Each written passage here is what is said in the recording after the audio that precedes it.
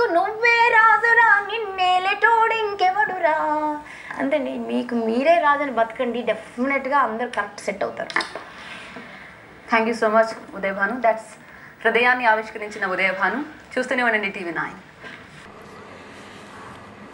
నా పేరు సురేందర్ అండి. నేను JNT Jack media official spokes person. అదేవిధంగా చిన్న చిన్న ఆర్టికల్స్ కూడా రాస్తానండి.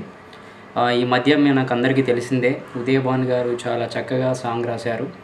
అది ఈ మనకి యూట్యూబ్లో కానీ సోషల్ మీడియాలో కానీ ఎంత పాపులర్ అయిందో తెలుసు. సో దానికి అనుగుణంగా ఈరోజు TV9 ఇంటర్వ్యూ తీసుకోవడం జరిగింది ఉదయ్ భాను గారిది. అసలుకి ఆ సాంగ్లో చాలా విషయాలు కూడా చాలామందికి కొన్ని ఆశ్చర్యం కలిగించిన విషయాలు ఉన్నవి. ఆమె వాడిన పదాలు కూడా ప్రజెంట్ సొసైటీకి ప్రతి వర్డ్ కూడా చాలా సూటబుల్ వర్డ్స్ని యూజ్ చేసేది. అదేవిధంగా ఉదయ్ భాను పాట ఎంతో చక్కగా రాసేది. కానీ ఈరోజు ఇంటర్వ్యూ చూసినట్లయితే ఆమె ఆ షోలో ఎంతో ధైర్యంగా పాడిందో, ఈరోజు ఇచ్చిన తన ఇంటర్వ్యూలో ప్రతి వర్డ్లో కూడా ప్రతి విషయంలో కూడా ఎక్కడో ఒకక్కడ భయపడుతూ మాట్లాడినట్టు మాకు అనిపించింది. ఆమె ఈరోజు ఒక విషయాన్ని చెప్పడం జరిగింది. ముఖ్యంగా మీరు TV9 యాంకర్ వచ్చేసి ఒక క్వశ్చన్ అడిగితే ఆ క్వశ్చన్కి తను ఏం ఆన్సర్ చెప్పేదంటే, క్వశ్చన్ ఎట్లా అడిగేది, మీరు ఏ ప్రాంతానికి చెందినవారు అంటే ఉదయ్ భాను ఏమని చెప్పేదంటే, నేను ఏ ప్రాంతానికి చెందిన ఆమెను కాదు, నేను ఒక ఇండియన్ సిటిజన్ అని చెప్పేది. ఇండియన్ సిటిజన్ అని చెప్పేది ఓకే, మేము దానికి తప్పు పట్టడం లేదు, మేము కూడా వీఆర్ ఆల్సో ఇండియన్ సిటిజన్. కానీ ఆమె ఎక్కడ పుట్టిందో అందరికీ తెలుసు, తెలంగాణ ప్రాంతంలో పుట్టడం జరిగింది. ఆమె ఆ పాట చూసిన ప్రతి ఒక్కరికి కూడా ఒక సందేహం, వాళ్ళు ఆంధ్ర ప్రాంతం వాళ్ళైనా కానీ, రాయలసీమ ప్రాంతం వల్ల అయిన వాళ్ళు కానీ, తెలంగాణ ప్రాంతం వల్ల కానీ, ఆ పాట విన్న వ్యక్తులకి అది ఏ ప్రాంతానికి సంబంధించిన పాట అనేది ఈజీగా అర్థమైపోతుంది. ఆ పాటలో ఉన్న ప్రతి సమస్య కూడా, ప్రతి వర్డ్ కూడా అది ఏ ప్రాంతానికి సంబంధించింది, ప్రతి సమస్య కూడా ఆమె ఆ పాటలోని వ్యక్తపరచడం జరిగింది. అదేవిధంగా మన ప్రజెంట్ ఉన్నటువంటి పొలిటికల్ లీడర్సు మన దేశాన్ని కానీ ప్రాంతాలను కానీ ఏ విధంగా పిప్పి చేస్తున్నారు అనే వర్డ్ని కూడా ఆమె చెప్పడం జరిగింది. ఎవ్రీథింగ్ ఈజ్ ఫైన్, బట్ తను ఒకటి చెప్పేది ఏంటంటే, నేను ఈ పాట ఈ ప్రాంతానికి సంబంధించిన పాట అని ఈరోజు ఇంటర్వ్యూలో ఆమె చెప్పలేదు. అది ఎందుకు చెప్పలేదో మాకు తెలియదు. బట్ ఇక్కడ ఆమె పాడిన పాటలో కొన్ని లైన్స్ తీసుకున్నట్లయితే ఆ లైన్స్లో ఉన్నటువంటి వర్డ్స్ మీనింగ్స్ చూద్దాం.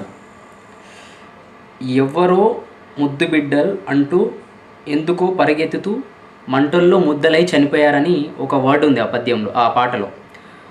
ఆ వర్డ్ అనేది ఎక్కడ మంటల్లో ఎక్కడ కాలిపోయారు? ఆంధ్ర ప్రాంతంలో కాలిపోయారా, లేదా రాయలసీమ ప్రాంతంలో కాలిపోయారా? తెలంగాణ కోసం తెలంగాణ ప్రాంతంలో చాలామంది విద్యార్థులు మంటల్లో ముద్దై కాలిపోయారు. అదేవిధంగా ఇంకోటి కూడా చెప్పడం జరిగింది ఆ పాటలో. ఎండిన అంటే పొలాలు మొత్తం ఎండిపోయి ఉన్నది. ఆమె పాడిన పాటలో అంటే వర్డ్కి నేను మీనింగ్ చెప్తాను, అంటే ఆమె కూడా చెప్పేది, నేను కూడా మీనింగ్ చెప్తున్నా. మొత్తం ఇక్కడ ప్రాంతంలో నీళ్లు బావులు అన్నీ కూడా ఎండిపోవడం జరిగింది. ఇక్కడ ఉండేటువంటి తల్లుల యొక్క కన్నీటిలు మొత్తము ఏడ్చి ఎండిపోయిందని ఆమెనే చెప్పేది. అది ఏ ప్రాంతంలో? రాయలసీమ ప్రాంతంలో తల్లుల యొక్క కన్నీళ్ళు మొత్తం ఇట్లా గడ్డలు కట్టిపోయినాయా, ఎండిపోయినాయా? లేదంటే ఎండిన దిక్కులు అంటే ఆంధ్ర ప్రాంతంలో ఉన్నాయి, ఎండిపోయిన దిక్కులు ఆంధ్ర ప్రాంతంలో ఉన్నాయా? ఆమె పుట్టింది కరీంనగర్ కానీ, వరంగల్ కానీ, ఆదిలాబాద్ కానీ, నిజామాబాద్ కానీ ఎన్నో ప్రాంతాలు నీళ్లు లేక ఎండిపోయిన పరిస్థితులు. ఎంతోమంది సిరిసిల్ల ప్రాంతం, కరీంనగర్ జిల్లాలో వ్యవసాయ భూములే కాకుండా సిరిసిల్ల ప్రాంతంలోని నీళ్లు లేక, నిప్పులు లేక,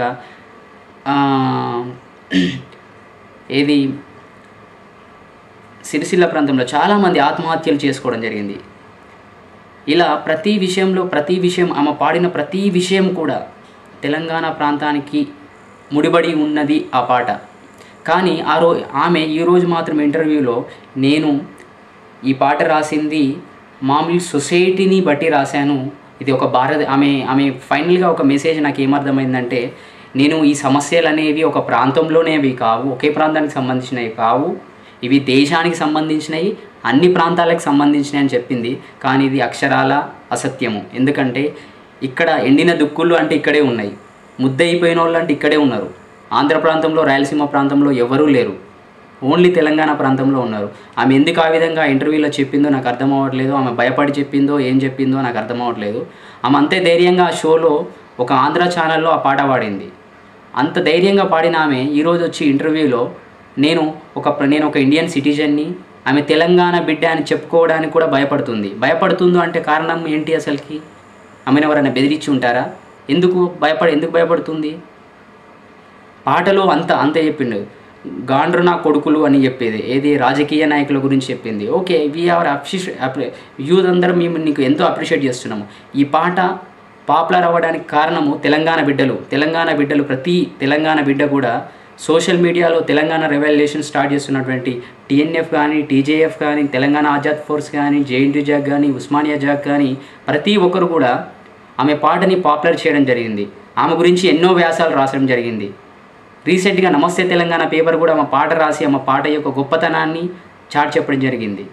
ఇట్లాంటి ఇంత గొప్పగా రాసిన వాళ్ళు ఈరోజు వచ్చి టీవీ9 ఇంటర్వ్యూలో నేను ఒక ఇండియన్ సిటిజన్ని, నేను ఏ ప్రాంతానికి సంబంధించిన కాదు, అన్ని ప్రాంతాలకు సంబంధించిన బిడ్డను, ఈ సమస్యలు అన్ని ప్రాంతాల్లో ఉన్నాయి, దేశంలో ఉన్నాయంటే ఇక్కడ ఎవరు అంటే ఆమె పాడింది అక్కడ అంత సత్యంగా కనబడుతుంది, అందరికీ కనిపిస్తుంది, ప్రతి ఒక్కరికి తెలుసు ఏ ప్రాంతంలో సమస్యలు ఉన్నాయి, ఎక్కడ కాలి ముద్దయి బూడిదైపోయారని తెలుసు, ఏ ప్రాంతంలో నీళ్లు లేవని తెలుసు, ఎక్కడ ఏ నాయకులు ఇక్కడ ఈ ప్రాంతాన్ని ఎవరు అక్రమంగా చేసుకొని ప్రజలను పిప్పి చేస్తారో ప్రతి ఒక్కరికి తెలుసు.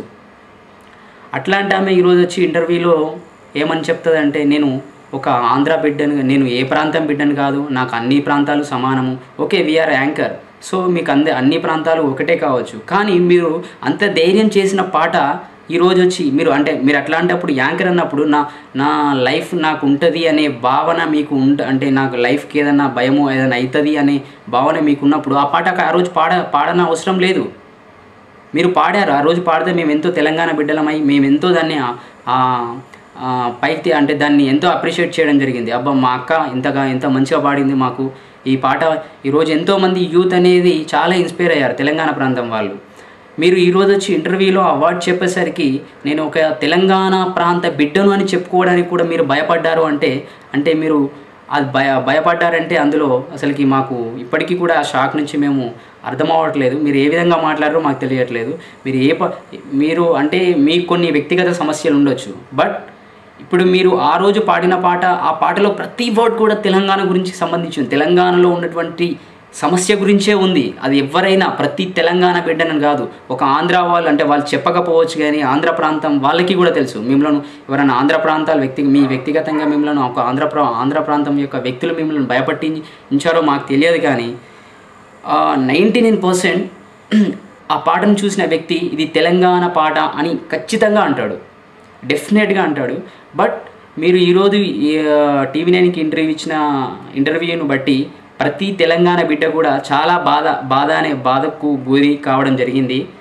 నేను ఒక తెలంగాణ బిడ్డగా నేను ఈరోజు ఏం చేయాలో నాకు అర్థం కావట్లేదు. ఏదో మీడియా ఛానల్కి వచ్చి నేను చెప్పుకోలేను కాబట్టి నేను నా వీడియో రికార్డ్ చేసి నేను ఇది సోషల్ నెట్వర్క్లో పెట్టడం జరుగుతుంది. అక్క, మీరు ఏ విధంగా పాడారో, మీరు పాడిన పాట చాలా బాగుంది. మీరు ఎందుకు ఇప్పుడు మాట మార్చారో నాకు తెలియదు, మిమ్మల్ని వ్యక్తిగతంగా ఎవరైనా భయపట్టించారో అది కూడా మాకు తెలియదు.